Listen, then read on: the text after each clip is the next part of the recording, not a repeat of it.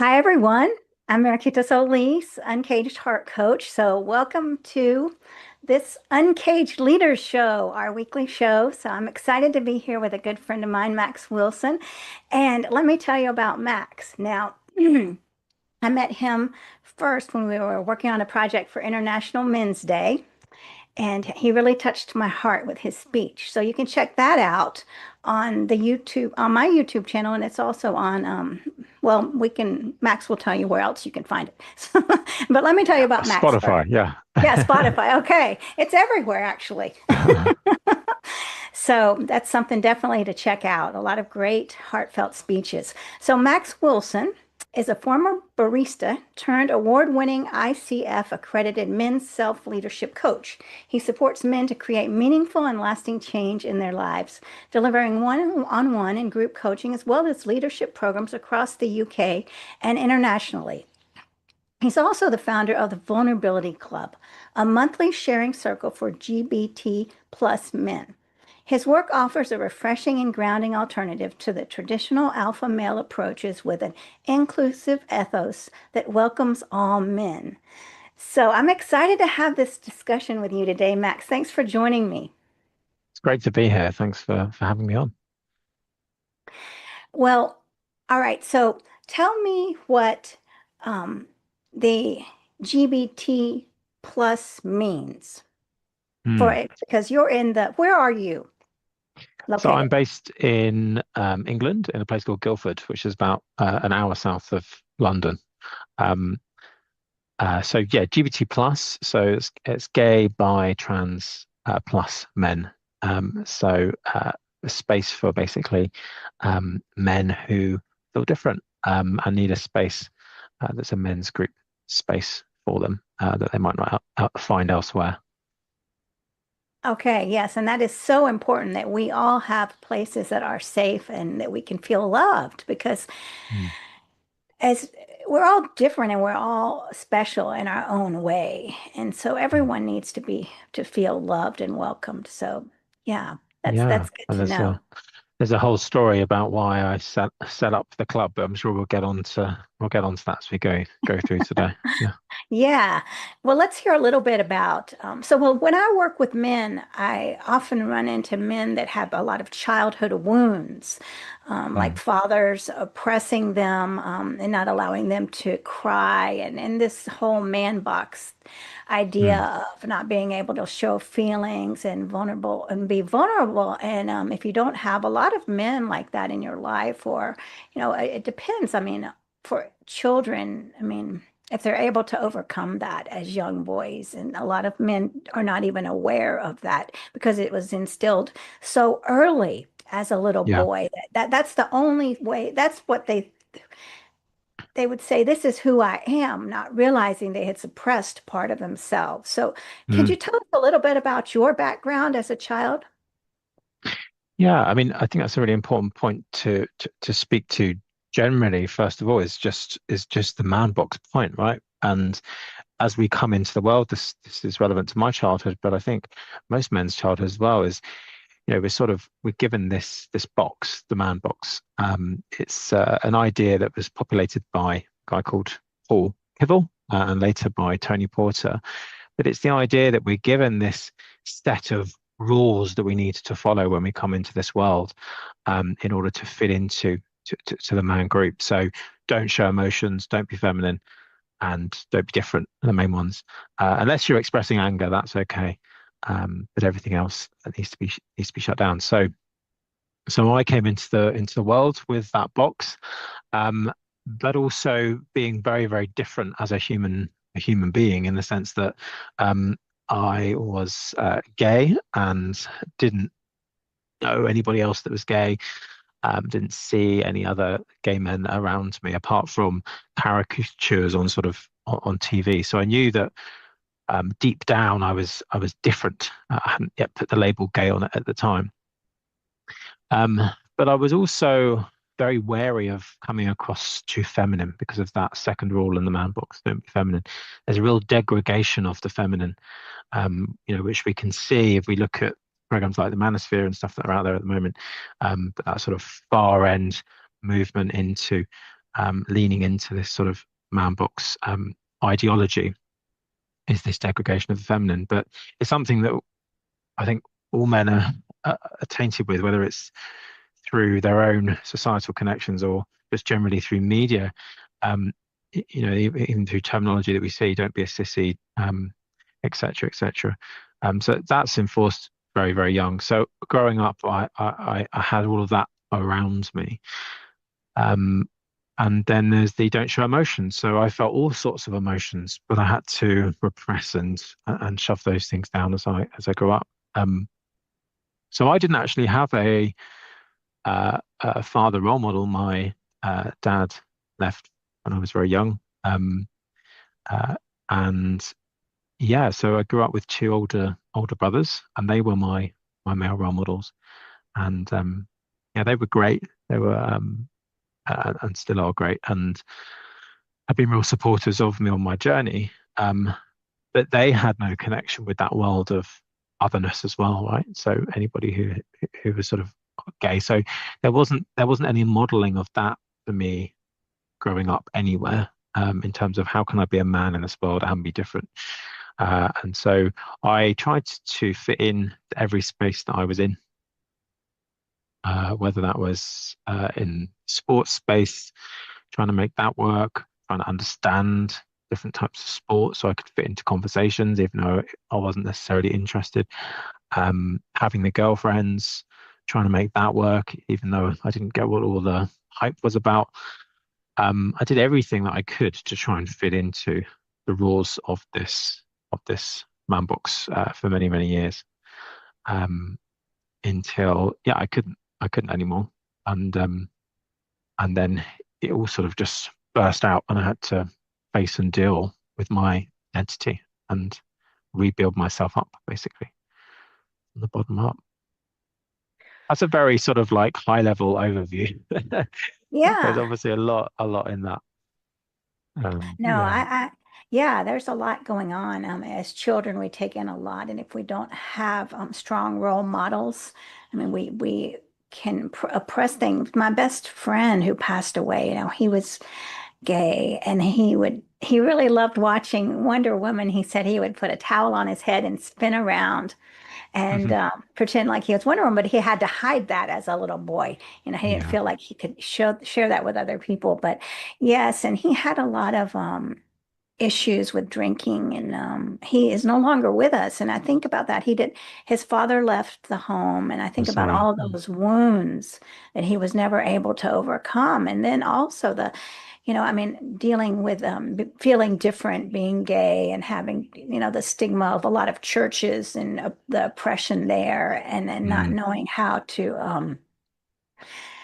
how to fit in. One thing I really loved about him was he was very expressive, but there were so many mm, wounds still that hadn't been, I guess, the wounds of rejection as a child that never had been overcome. So mm, yes, and we have to have these safe spaces. So let's talk a little bit about the organization that you formed. mm. Yeah. And I mean it's part of that story, but there- there's this sort of macro uh system that we're all under, right? And in your friend's case, you talked about the church, and um in my case, I sort of grew up under the Section 28, so it wasn't allowed to be talked about in schools, homosexuality. So even outside of like my immediate system, at that sort of macro level, there was um, an oppression. There was a muting and an editing out of my identity that was completely outside of my control. So then that meant visibility wasn't there at school. So I didn't get visibility at school either. And then going into adulthood, when I finally came to terms with who I was, I looked for groups. I looked for safe spaces, and I couldn't find them. So what I did is I ended up going to just a general men's group. And it's amazing how many men's groups there are out there, and they're all fantastic in their own ways. I think the challenge is that still a lot of the portrayal for some of these men's groups is sort of this alpha mask, um, black and white, imagery, branding. The videos of people on retreats might be like them expressing and releasing anger, right? And that it's all great work that's going on. I don't doubt that.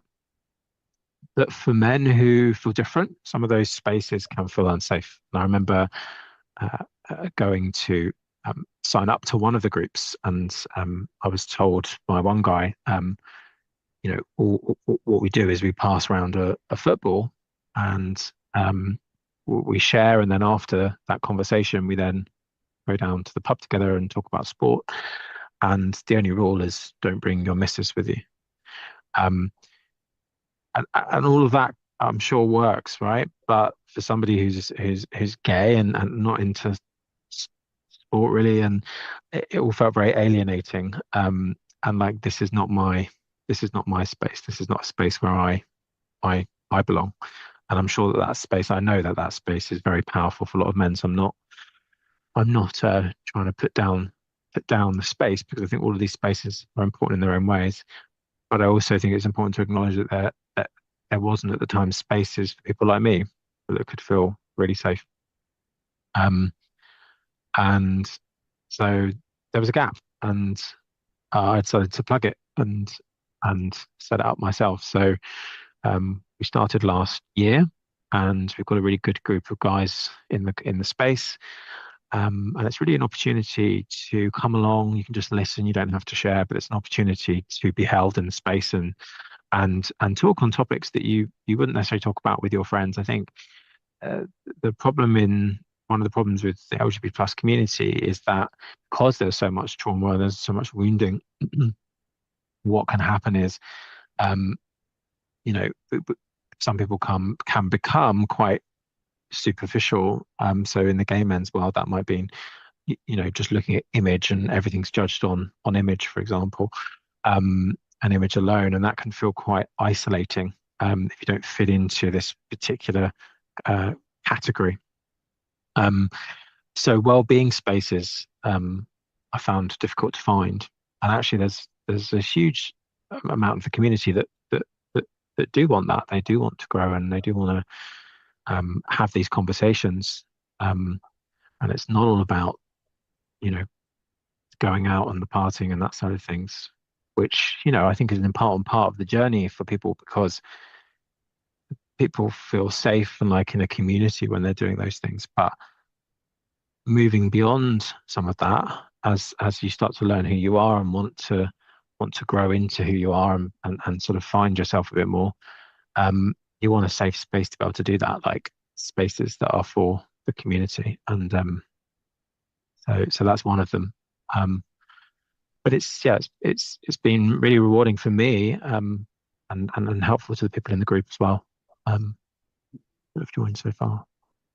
Yeah, and that's very important. And I've seen a lot of those groups also with the men's groups where they specifically do things differently than the women's group. I mean, as take the little Mm, boys, and they, let's just say, they have snakes there, but when the girls come, they don't have that. And I feel like, as someone mm, who loves snakes, I'm thinking like, wait a minute, what's going mm. on here?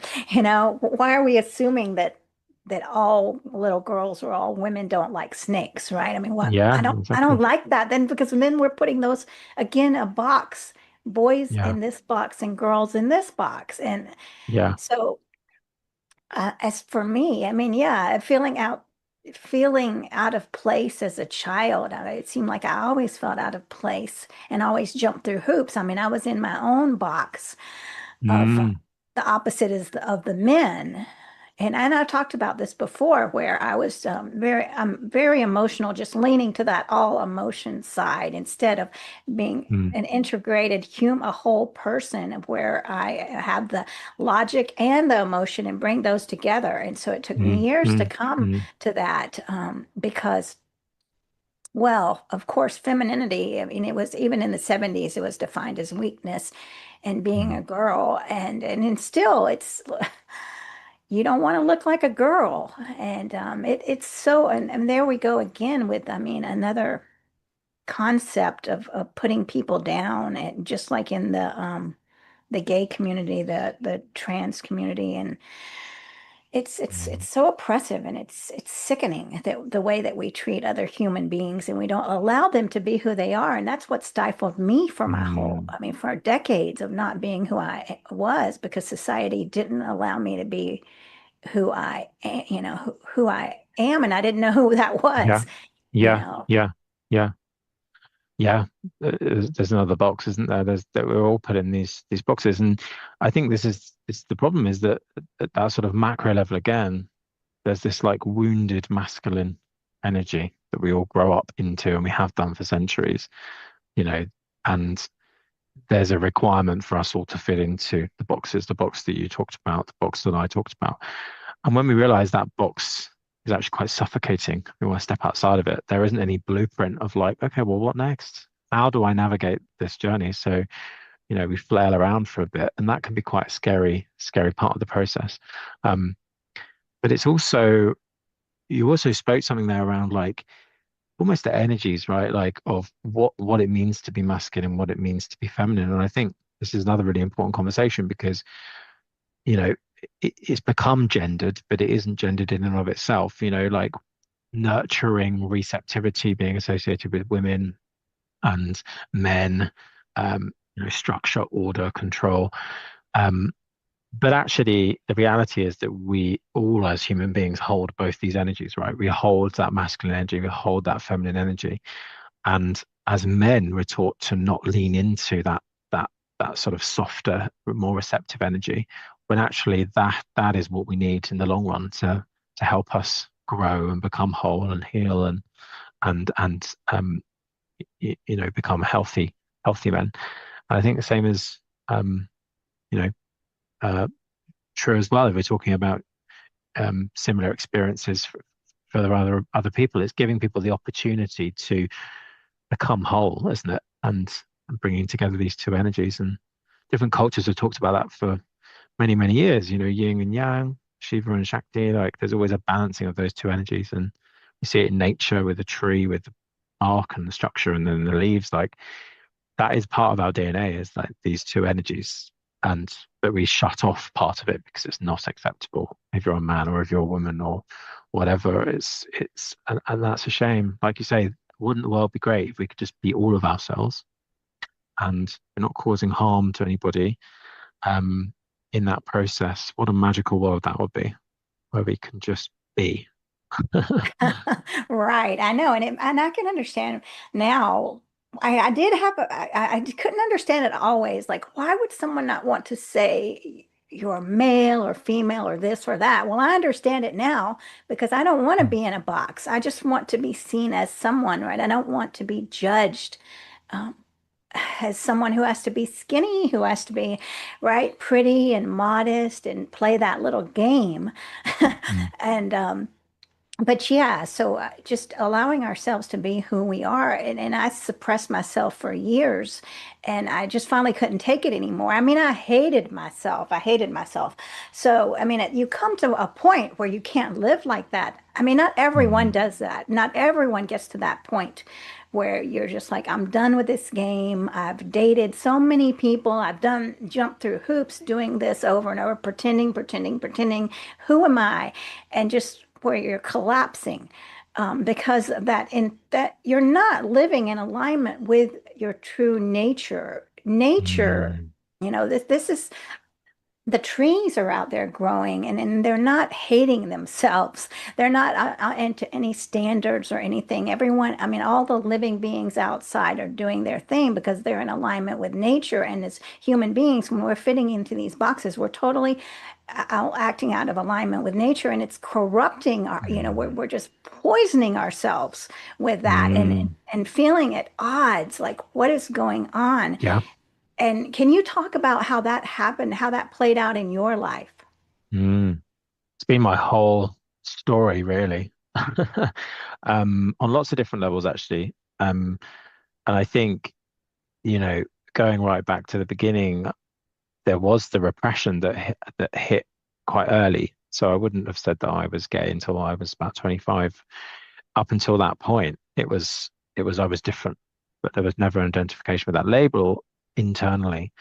Um, And so repression was something I was very comfortable with. And that meant blanket repression. So it wasn't just sexuality, it was emotion, it was everything was just shoved down. And it was shoved down deep. So my first sort of bubbling up of the stuff came when I had my first panic attack when I was about that age, 23, 24. And it was all consuming. And that became me for many years that I lived with what's called panic disorder. So I had daily panic attacks, crippling anxiety, but didn't communicate that with anybody. And so then shoved that down as well. And that was obviously a message to be like, things need to change, talk about alignment, like we need to get into alignment now. This is not good. And I ignored it and I shoved it down and I kept, because that's all I knew is the shoving down and the repressing. That was my go-to.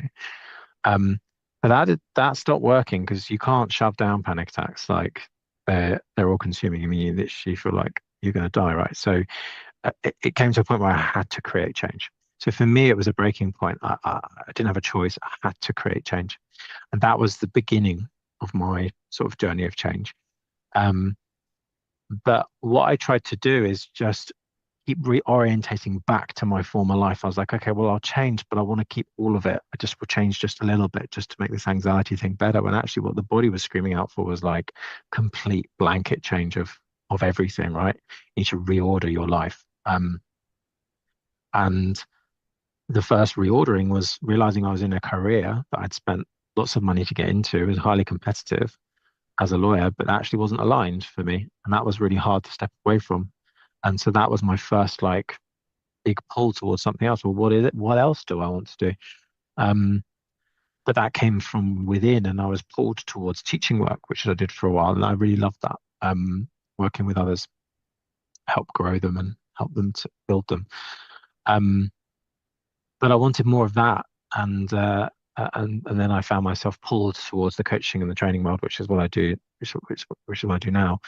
But there was also pulls towards um, you know, my identity as a gay man as well, like finding my community and finding safe spaces. And there was a real pull and a drive towards that. And now I like run walks locally in the area for the community. I run online sharing circles. And I do this men's group. And I, I would never have imagined that I would be doing any of that stuff in the past, but there was a pull and a drive towards this stuff. But what I realized quite early on with that journey is the only way forward, the only compass is that pull. And it's like an acorn and an oak tree. It's like inside of it all, it's got everything that it needs to self-actualize and become this amazing thing. Um, but if you just keep it in soggy water and don't give it any sunshine, it's not going to grow into the oak tree. And I think that's what I realized quite quickly is that I need to start giving the conditions to this acorn so it can self-actualize and become.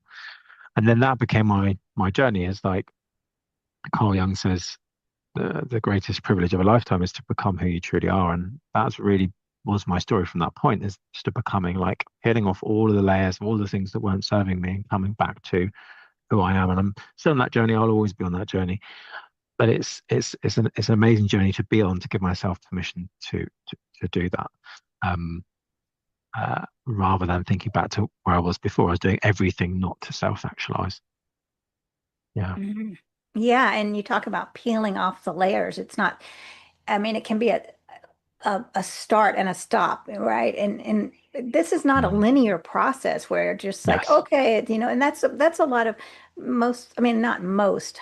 So I don't want to get into any generalizations here. So, I mean, logically, a lot of men might, or women also would like the A to Z, right? But it's Yeah. not that. That's not that. And there's no way to make this kind of somatic self, the sensing, Mm. feeling self, to force it into another box of saying you must do this to get this.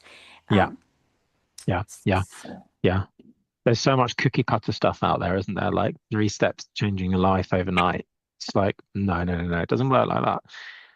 This journey is a no. messy journey, and there's spirals and there's stepping back and stepping forwards. But if you're on that train, Like once you've opened the door, I don't think you can close the door to sort of self-development and growth work. You can pause it and you can hop off for a little bit and explore the surroundings. But once you've opened the door, you're always on it. And that's the beauty of it, is you're always going to be growing because you're always going to be becoming aware. But like you say, it's not linear. It's not just suddenly like A to B. And I think this is the problem of what's promoted on social media and things, because it's just not like that. No, And and in that's the okay. relationships. Yeah, I mean, yeah, it is okay. It has to be okay because because nothing in life is like that. I mean, organically, right? I mean, when I plant a seed, there's no like, oh, it's going to come up at this time on this day. You water Yeah. the seed. I mean, it depends on the environment again, and that's the environment we support ourselves in. And Mm, once you are aware, you can't turn off that awareness. mm, So I mean, you might want to try to turn it off, but then you're really fighting yourself. mm. So, Yeah. because, Yeah. Yeah. um, yeah, and in a lot of there's people out there in relationships that want to have charts and to really control relationships because of fear, which I understand. They're afraid of getting hurt, so they're going to make sure, nope, I'm going to have Mm, this perfectly thought out. But mm, and now not necessarily romantic, but I guess more generally romantic, but all in all stages of life. I mean, in all kind of relationships, but in romantic relationships, they have to be flowing. They have to be organic. They mm, cannot be controlled. And so what do you see like the man box as it's applicable to romance and men? mm. Yeah. I think one of the problems with the man box when it comes to romance is this idea of dominance, control, and protection. I mean, with straight guys, like I coach, every type of man. But one of the main things I see, especially with straight guys, is just this provider archetype. It's like I must provide under all, in all circumstances, I must provide. I am the provider. Provision is my worth, is my identity, is my value. Everything's rooted on provision. So this type of person, which is very, very common, will stop at nothing to provide. And the problem with that is that everything else then comes first, apart from their own well-being. So they just keep running on the treadmill until they literally physically can't, mentally can't anymore. Um, so I think that that narrative isn't helpful, but it's one that's really heavily ingrained. Um, and um, I think that that does really impact on relationships that I've seen with my sort of straight friends and clients as well. In terms of being able to step out of that archetype. It's not that you can't continue to provide and support, but it's the energy at which you're coming at that from. The place at which you're coming at that from is very, very different. Not that that is your worth. You can step outside of that, and your worth is much bigger than that. You can hold all of you. This is just a part of you. I think that's an important part of the consideration.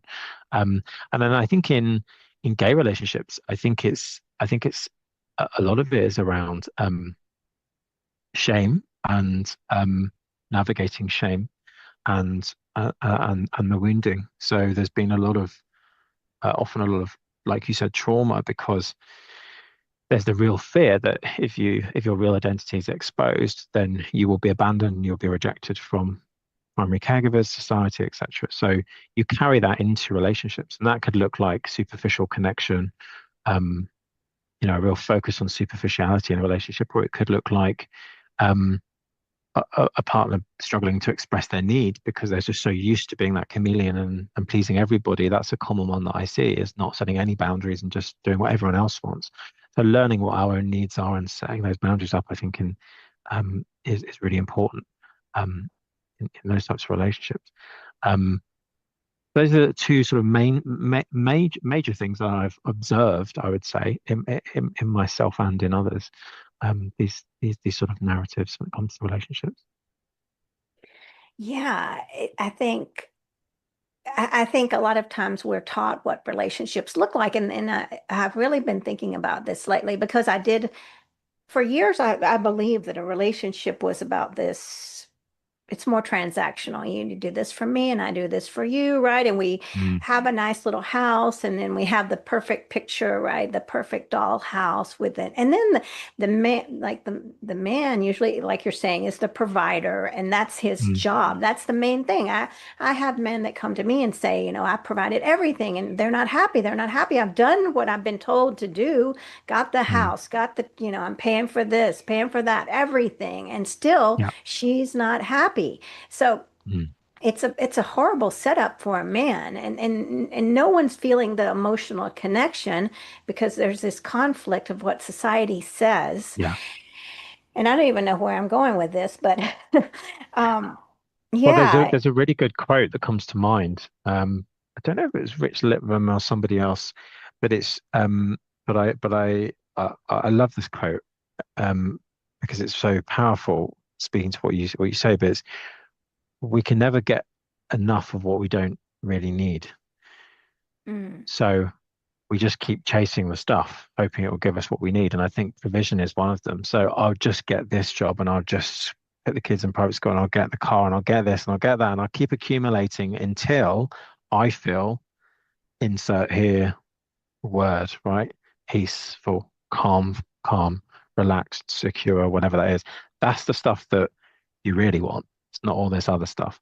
But that comes from within, right? And I think that's the sad thing is that so many of us are chasing all of this material accumulation to hope to plug that gap, but that can only come from within. So I think it's that realization, isn't it, that um, I'm not saying that that stuff isn't important, but if our worth is dependent on that stuff, if we are the provider and our worth therefore comes from how much we can bring in, we're never going to get enough of what we don't really need. So no level of provision is ever going to be enough um, for them in a straight relationship, or probably for your wife or your partner, because for them that's not what they need either. They want that, like you said, that connection. So it's a really interesting one. Like, what are we chasing, and actually, what do we need internally inside? Yeah.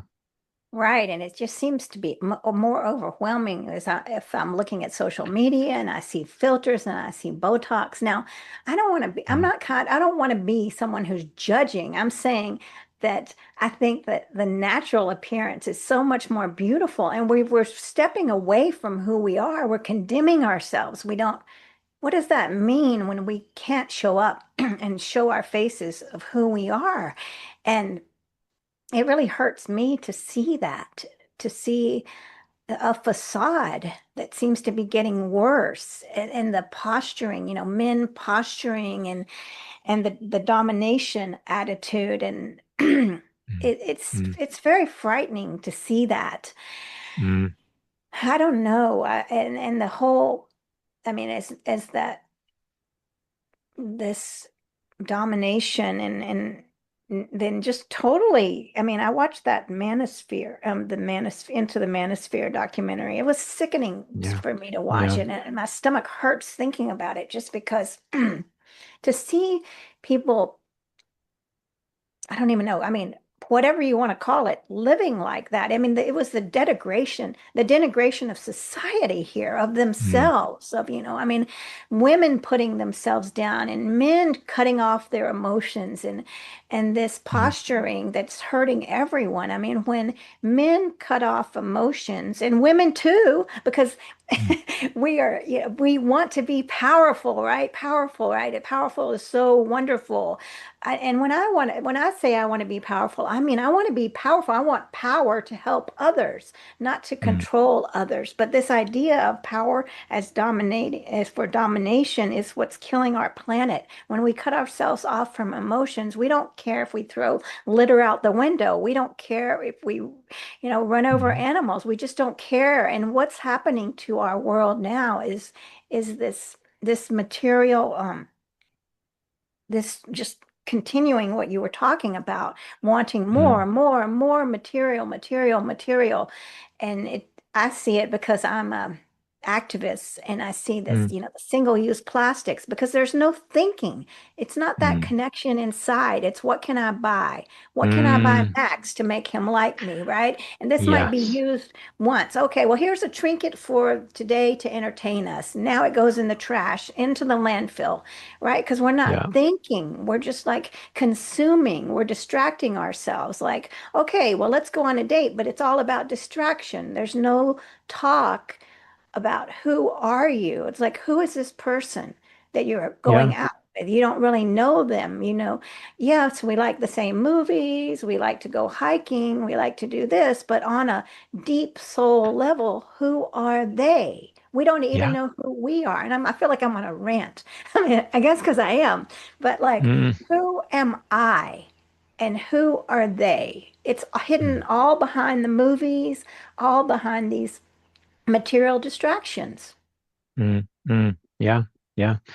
Exactly. I completely hear you, and also struggle to watch the show. And I think what you're speaking to here is as well, like we are ultimately all one, right? We're all on this amazing planet. I mean, recently NASA sending those people off on Artemis and hearing their stories to come back and they're changing perspective, right? To be that far away and just look at this planet of everyone together and then come back to it. Um, incredible, but we are all part of it, right? We can't exist in a vacuum. We can't take one of us and put us in a glass box and survive because we can't, because we're all part of the fabric of the planet. So we are all interconnected. That is part of who we are as humans. But there's been such a drive and a push for separation, right? And Yeah. like you say, about me rather than we. And I think the problem is that with the introduction of technology, that's just been absolutely perpetuated.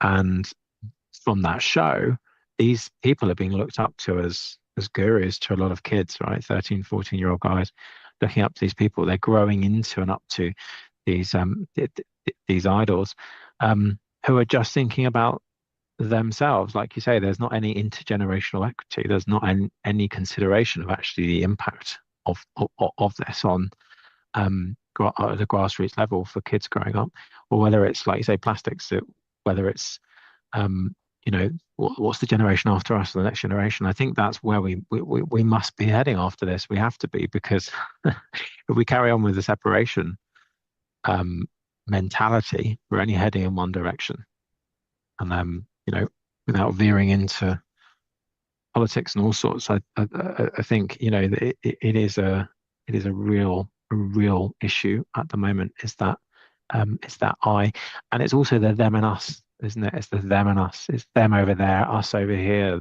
That's become toxic. And what about the we in between as well? And that's all we are. We're all in between. And I think it's just about understanding as well. No, I mean, one thing I liked about the show is Louis trying to understand. Yeah. And I think that the world does need more understanding when there's them and us. Like, what actually drives a person to become this or want to become like this? How can a person unbecome like this? So that understanding, that awareness, I think is really important, rather than a them and us, they're bad, we're good. I don't think that's helpful either, because you can go the other end of the scale, right? But there's got to be accountability, of course. But I'm just saying, like, that building that awareness, I think, is a really important piece now. So we don't become even more divided as a planet and as human beings. Yeah, you're right. And I really liked what he did, Louis, um, in the documentary, or Louis, anyway, nevertheless, Louis, yeah. Louis, yes. And how he was able to stay calm and he wasn't attacking. He was watching, observing, and people Mm, did criticize him, I saw, because they said, oh, well, he should have asked, he should have been harsher. But that wasn't his job. His job was to let it be what it is mm, and mm, everyone make their own, have their own opinion, make their own thoughts about what they saw. And my gosh, he did an incredible job because to be able to see that and be part of that and not to really speak up. I mean, when you were seeing those kind of activities, I mean, that takes a lot of, mm, I mean, inner work and a lot of strength to do that. I mm. really respect him for being able to hold that line of just observation and do what Yeah, needs to get done. yeah, yeah, definitely. And my heart went out for the mother at the end of one of the influencers, just being present there, with her son and with Louis. I mean, that must be such a conflicting situation to be in. Um, but it showed me like the sort of in the middle, right? Rather than the them and us. It's like there are people who these people are associated with, and you know, there's a whole spectrum of beliefs up until we get to this point, and like conversation and communication and awareness and then action it is needed. But yeah, I think it was a great program to raise awareness on it, because it's becoming a problem, right? At that grassroots level. I mean, that's why we had that other show on Netflix, that adolescence show, um, as well, because in schools this sort of material is being talked about. Yeah. Definitely. And we have to remember, like you're saying, that we are all connected. It's what one experiences, I mean, we all feel it through this ripple through the earth. Mm, And there's no way that we are not connected to every other living being on this earth. So we have to remember that this separateness is killing us, and mm, separation at at the level out in everywhere, and then separation inside of ourselves. There's separation mm, everywhere. How do we bring that together? I mean, so when there's a man, let's say there's a man that has an awareness and is on the journey of peeling the layers, and then he hits a wall and he's like, "Oh my gosh, I don't know if I can do this anymore." What would you say mm, to that man? And what's that like to feel that, those conflicting elements inside, like part of you saying, stay in the man box, another part saying, I want to be free. What's that mm. like? Yeah. What is it like? It's a bit like just being in a really bad storm, I think. Being in a really, really bad storm and there being no shelter. That's the only way to sort of describe that.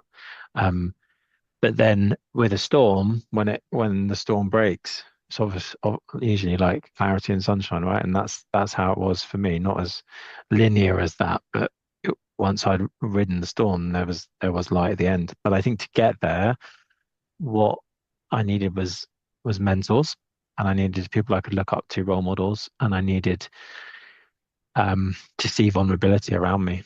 And Brené Brown says vulnerability is the last thing that I want you to see in me, and the first thing that I look for in you. And that's exactly what this is. This journey's been like. It's like, who can I look up to that has been vulnerable with anxiety, with coming out? Who has been brave with their story that I can reach out to and know that it's okay, um, to be me and have my experiences. I think that was such a huge part. So it was friends actually with the anxiety side, friends, male friends coming forward and saying, and family as well, just saying, me too. Like I've been through this. This is what this is like. That was really helpful to sort of normalize it.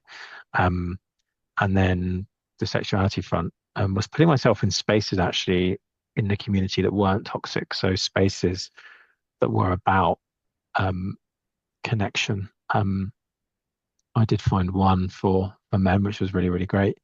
Um, and started to meet people in the community and started to feel less alone with my journey and experience of coming out as well and speaking to people about that. So I think just being understood is a huge part of the journey, like being seen in others, being mirrored, um, in your own experiences, um, makes you feel validated and makes you feel less alone, and there's less shame. Shame was a big one for me, um, as well. That's the importance of pride. I never understood it in when I was living my sort of heteronormative life. I mean, I was all for it, but I never understood what it meant or the power of it.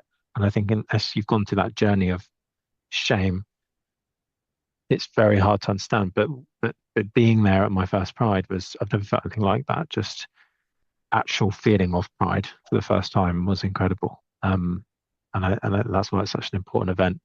Um, And everyone deserves to feel that. Everyone deserves to feel pride for who they are. Because we're all special. We're all a unique blueprint on this planet. And we're all different. And it's okay to celebrate our differences. Yeah, and so many of us feel shame from what other people have said, and we've taken on the words of other people that they and not our own words, but we believe those words, and they're just haunting us and pushing us down. And shame is so oppressive, and it's Mm. so poisoning, and it keeps you in that man box. I mean, because you can't come out, you Mm. can't be vulnerable because you should be ashamed if you're crying. You should be ashamed if you Yeah. feel, that's a girl. That's being a girl, and girls are weak. Yeah. Yeah. Yeah. And there's the degradation of the feminine, right? Don't be like them. And it's policed at school, right? We're talking about like 4-year-olds policing this. Dirk is a sissy. Like that's the age of which it's policed, which is incredible, right? When you think about it. I mean, it looks innocent, but it's not innocent, really, is it? It's not their fault, but that's the age at which we're policing this. And then we're policed right up until the point of breakdown, basically, where you Yes, want to step outside. there was a lady at church and she came up to me and she said, one of the worst things I've ever heard being said to a little boy is, "You're the man of the house now." But she got it. Putting that on a tiny little boy, "You're the man of the house." Mm. They don't know what that means. And then they believe it. And it's frightening for a little boy to hear that. Yeah. Because what is the man of the house? That's the strong man that never can cry, that has to Mm. be the provider, and to put these ideas on tiny little boys. And you're right. I mean, this starts at such a young age, even before birth. If you know you're a Mm. boy, then okay, now we've got the blue colors. Oh, he's going to be a tough guy, right? He's going to, Yeah. right? Yeah. Yeah. Yeah. And what would happen if we just allowed kids to be without policing all of this? We know what would happen. They would become themselves, but they'll become themselves a lot quicker than we allow them to be. I think that's the difference. You They know, wouldn't have to break through. they wouldn't have to break through. Yeah. Yeah. Yes, there was a show. I don't know. I remember I caught a part of it. It was about a non-binary couple, and they were raising their children to be non-binary. And someone was saying, "But how are they going to know how to act?" Well, that's the whole Mm. point.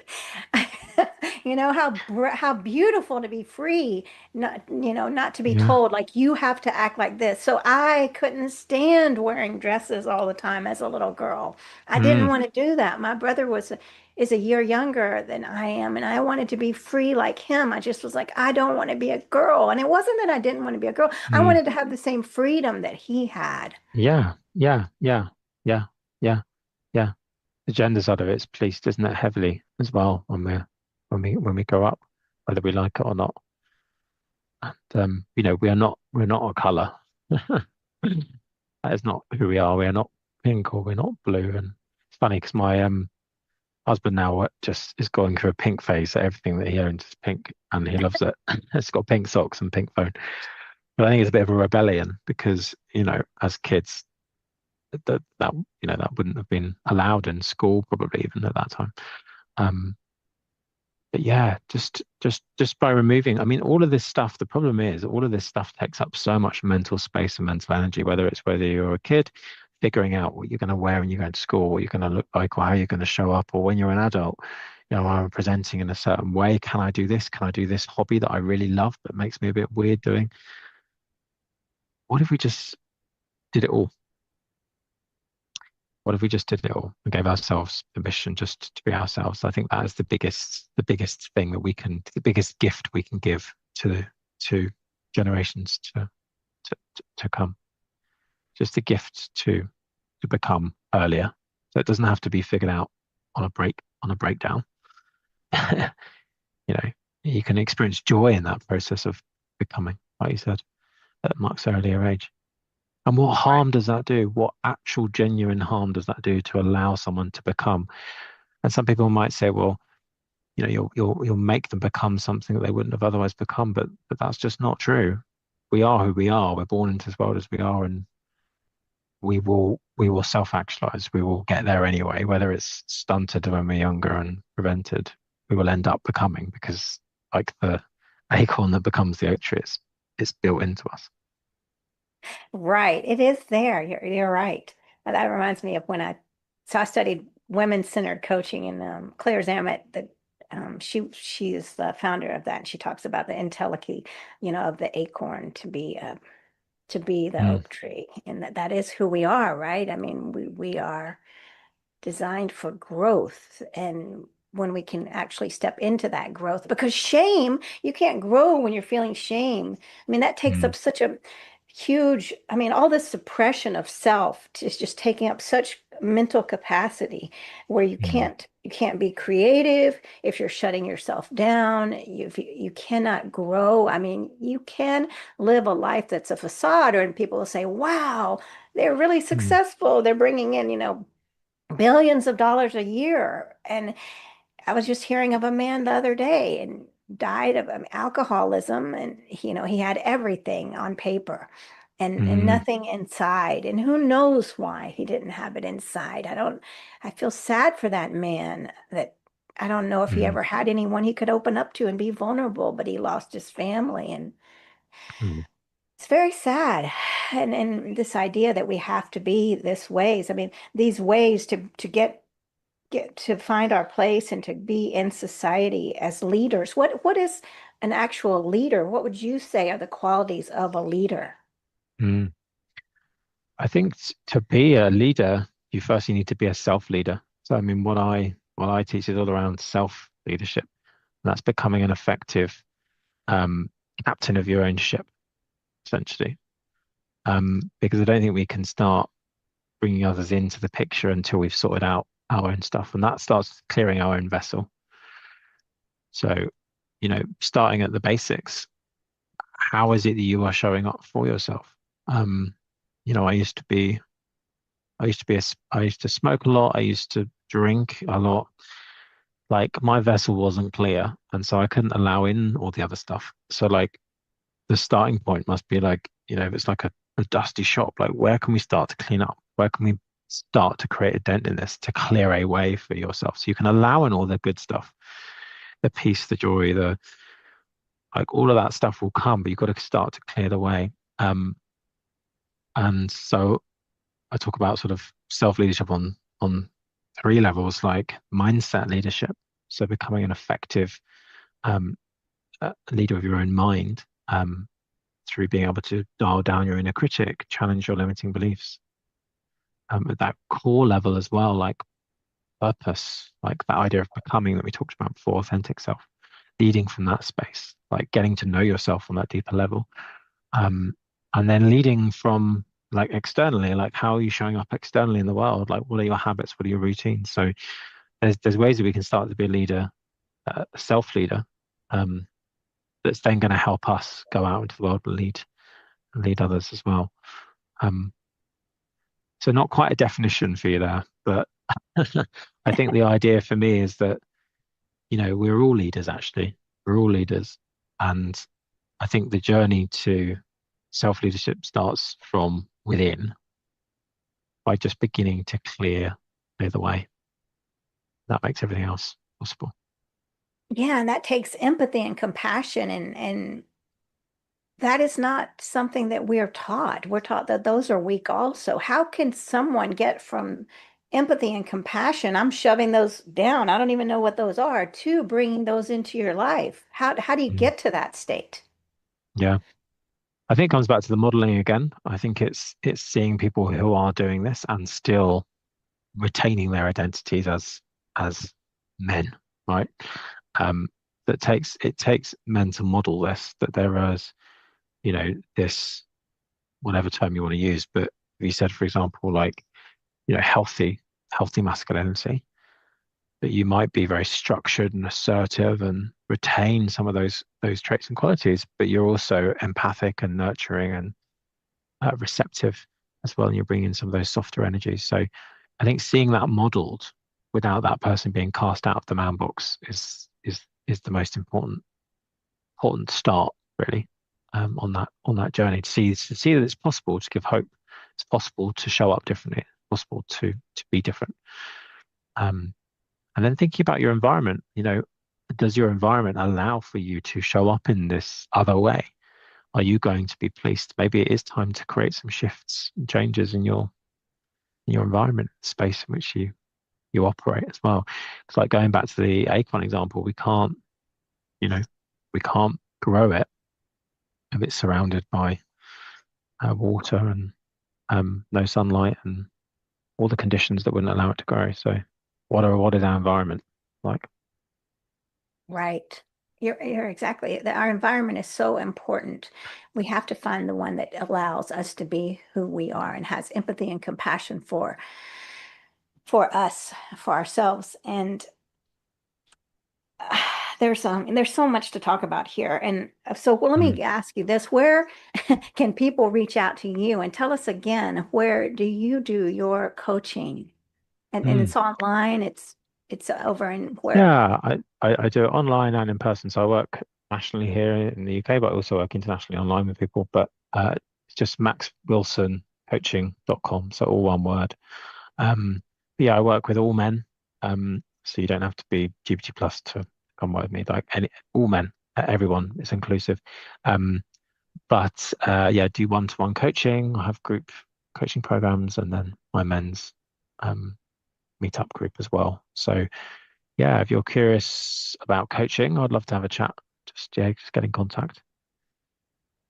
I Yeah, can because support we you. need to heal. We need safe spaces and people that have been through it already and know what it's like to feel that shame and that have overcome it. Exactly is what you were Mm. saying before, that someone who has been there and can support and be be validating that I Mm. know what you've been through because I was there yourself. And for me, I am very soft and I'm happy to say that, but and you're right. It took that self-leadership. It took me to take take a hold of my life, take it back from Mm. what society was telling me, for me to be able to change the direction. And then now I'm a leader in many other areas because I was able to start here first Yeah. and to, have um, that self-awareness that it Mm. takes.